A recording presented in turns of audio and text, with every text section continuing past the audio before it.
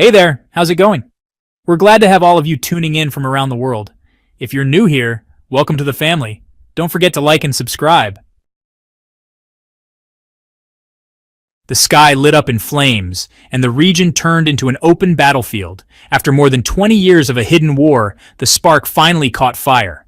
Overnight, things escalated into a direct conflict. The microphones went silent, the negotiations stopped. Now it's the roar of missiles and the hum of stealth jets taking over. This is a war between two players who only understand the language of power, Tehran and Tel Aviv. Missiles are tearing through the atmosphere. Fighter jets are flying like ghosts. Defense systems are collapsing under the weight of unconventional attacks. This isn't a sci-fi series, it's real, and the story is being written in fire. Iran made it clear, reactor for reactor. Yes, Israel's Dimona nuclear reactor is under attack, just like Iran's Natanz facility. This isn't just any war, it's nuclear elimination, maybe the most dangerous conflict of the 21st century. Explosions are ongoing, and leaks keep surfacing. The Mossad has reportedly planted bases inside Iran, while the Iranian Revolutionary Guard is preparing to launch 1,800 missiles all at once. Amid the chaos, the Pentagon made a fiery announcement. Iran might possess a plasma weapon.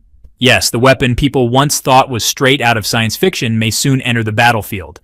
The world is shifting. Alliances are shaking. Washington is watching silently. Europe is scrambling to respond. Pakistan has raised its nuclear alert level in case things spiral further. Tel Aviv has admitted, "Our defense systems are overwhelmed by the intensity of Iran's attack." Even the Israeli Ministry of Defense was reportedly hit. It's now a back and forth between two of the Middle East's most dangerous nuclear sites. This is a war of brains, weapons, and high-tech power. Are we getting close to Armageddon in the Middle East? Who has the upper hand? And who will make the first devastating move? So what weapons is Tel Aviv afraid Iran might use? And what weapons is Iran afraid the United States might unleash? To get the full story, watch the video. But one thing is certain, there's no going back. This isn't just a fight between two countries. It's a game of thrones over who will survive and who will disappear. The night of fire has begun. Planes are going down.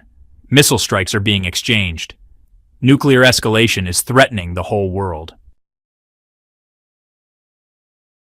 According to Reuters, Tel Aviv revealed details of a massive intelligence operation by Mossad inside Iran. It included smuggling missiles, building a drone base, car bombings targeting Iranian officials, and assassinating nuclear scientists and experts. Meanwhile, the United States military presence in the Middle East helped intercept Iranian missile attacks, but did not take part in any offensive operations against Tehran, as also reported by Reuters. Israel's military admitted its defense systems are maxed out and unable to intercept every threat. Some missiles even targeted the Israeli Ministry of Defense, according to Iranian news agencies. In a new development, Fars news agency published images of United States helicopters flying over the Iraq-Syria border. At the same time, Israel's Globes website reported that Iran's Revolutionary Guard is preparing for a new wave of attacks, with 1,800 missiles ready to launch. Back in Tel Aviv, European warplanes, French, British, and others, were spotted in the sky, reportedly assisting in intercepting Iranian missiles. It's now reactor for reactor. The nuclear war has started. Tehran and Tel Aviv are trading strikes, hundreds of missiles fired. Iran launched dozens of missiles toward the Dimona reactor, south of Tel Aviv. Air raid sirens went off near the heavily fortified nuclear facility, with reports suggesting some missiles landed close by. Tel Aviv activated its defense systems and raised its alert level to the max. But why Dimona? Dimona is one of Israel's most critical nuclear facilities. It's located about 80 kilometers from the Egyptian border, deep inside occupied territory.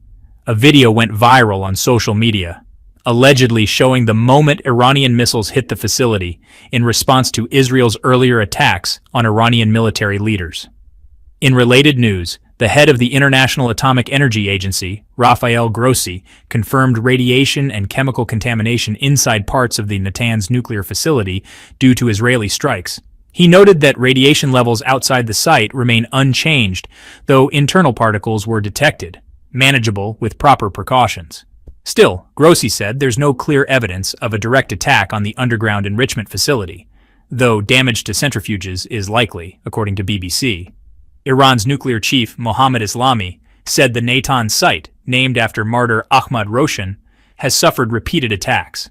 Thankfully, he added, there were no casualties or radiation leaks, and the damage was mostly superficial. A detailed assessment is underway, Tasnim News reported. But, can Tel Aviv actually destroy Natanz? Well, the situation is more complicated than it seems. According to Jane's intelligence, the facility is buried more than 100 meters underground, protected by the Zagros mountain range, making it nearly immune to traditional airstrikes. Military experts say the only bomb capable of penetrating that depth is the US-made GBU-57, a 14-ton bunker buster designed for hardened nuclear targets.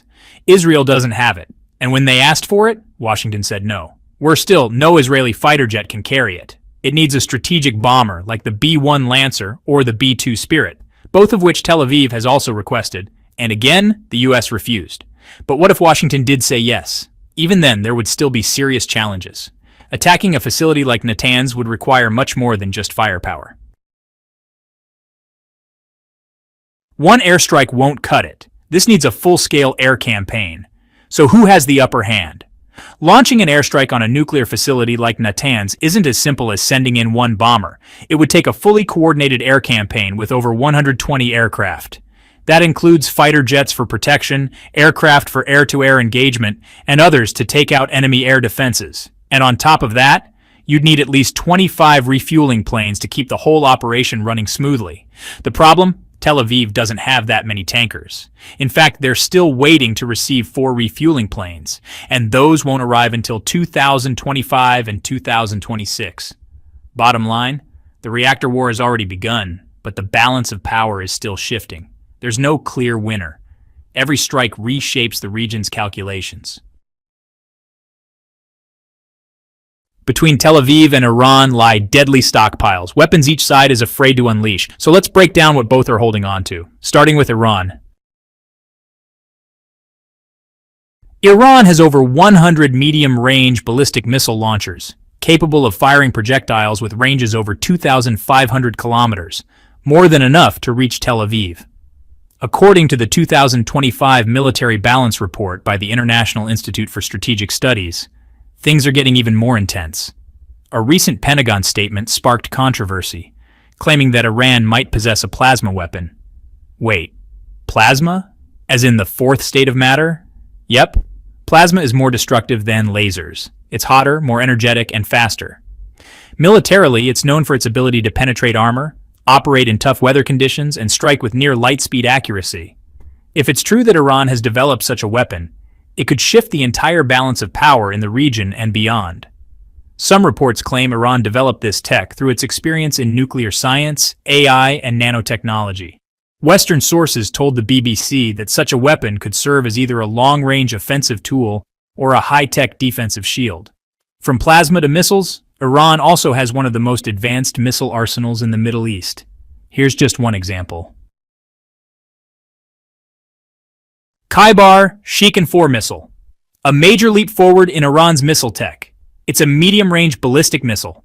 Uses solid fuel for quicker launches and surprise attacks. Has a range of over 1,450 kilometers, enough to hit deep strategic targets. Can carry up to 12 warheads, allowing it to strike multiple targets at once. Built from lightweight composite materials to reduce radar visibility and boost maneuverability. Launched from mobile platforms, making it easy to hide and move. It's part of the third-generation Kheibar series, with better guidance, precision, and penetration power. The Iranian Revolutionary Guard has officially threatened to use it, and that's exactly what Tel Aviv fears. Imagine if Iran launched just 200 of these missiles. Their warheads could break into over 2,400 separate mini-missiles. What do you think? Will Iran actually use this missile? Drop your answer in the comments. Now let's talk about Tel Aviv's arsenal. Israel isn't exactly unarmed either. Its weaponry includes guided bombs like the GBU-28, Spice, and JDAM, the Rampage supersonic missile, armed drones, and the stealth F-35 fighter jets, among the most advanced in the world. These can avoid radar detection, carry out precise strikes, and gather advanced intel. But here's the catch. Iran has already managed to breach Israel's defense systems in recent attacks. Let's break those down. Iron Dome, designed to intercept short-range rockets and mortars. David Sling, built to counter medium-range missiles and drones. Arrow System, a high-altitude defense against ballistic missiles, developed jointly by Israel and the United States. Despite all this, Iranian missiles have found their way through. So who's got the upper hand, Iran or